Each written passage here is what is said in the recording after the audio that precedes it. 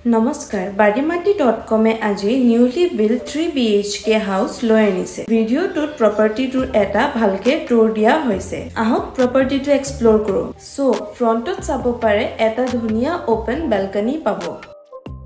ইয়াৰ লগতে মেইন ডৰে দি যদি আপুনি এন্ট্ৰি কৰে দেন ফাৰ্স্ট ৰুমটো যেটো ড্ৰয়িং ৰুম হয় হেতু পাব